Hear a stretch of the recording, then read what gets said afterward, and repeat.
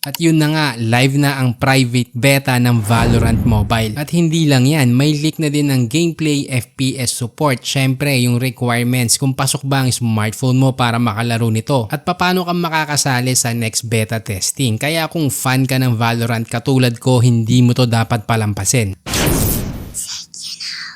Sa mga hindi nakakaalam, ang Valorant ay isang free-to-play tactical first-person shooter o FPS game na ginawa ng Riot. Sobrang sikat nito sa PC kaya ngayon gumawa na rin sila ng mobile version. Pag nilaro mo to, para siyang halong Counter-Strike at Overwatch. Ibig sabihin may barilan tulad ng CSGO pero may unique abilities bawat character tulad sa Overwatch. Okay, unahin na natin ang tanong ng lahat. Kaya ba ng phone ko ang Valorant Mobile? Ito ang minimum requirements na lumabas sa mga leaks. Unahin natin ang Android, dapat naka Snapdragon 450 or higher, at least 3GB RAM at Android 5.0 pataas. Pagdating naman sa iOS, dapat iPhone 6 or mas bago at naka iOS 12 pataas. Alam nyo mga boss, kung legit yung sinasabi nila na Snapdragon 450, halos lahat na ng phone na na-release last year at ngayong taon under 5K kaya yan. Medyo nakakagulat to ha, kasi kahit yung lumang iPhone 6 supported pa rin. Ibig sabihin, ino-optimize talaga nila para sa budget phones at nagawa din nila kasi yan sa PC. Yes, tama ang narinig mo dahil ngayon kahit sa budget PC malalaro mo yan. Pero dahil nga gagana to sa mga budget phones, dahil dito posible ring wala munang cross progression. Sa madaling salita, kung naglalaro ka na ng Valorant sa PC, maaaring hindi mo madala ang skin, bundles o rank mula sa PC to mobile. Mukhang focus muna sila sa accessibility kaya wala pa tayong inaasahang cross progression sa early beta. Ngayon, ito yung mainit na balita. May bagong private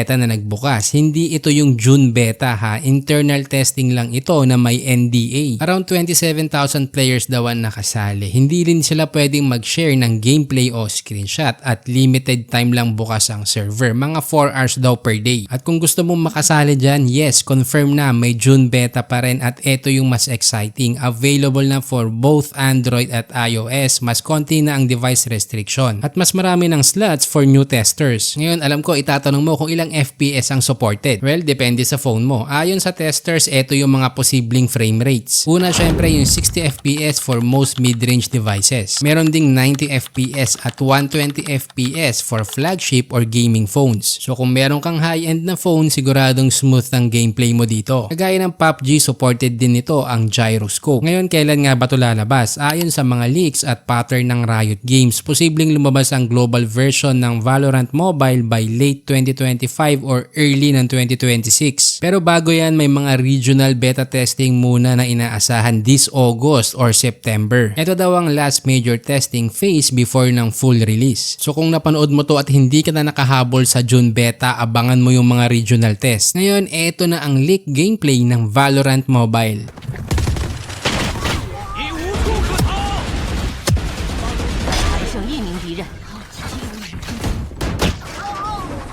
守方获胜。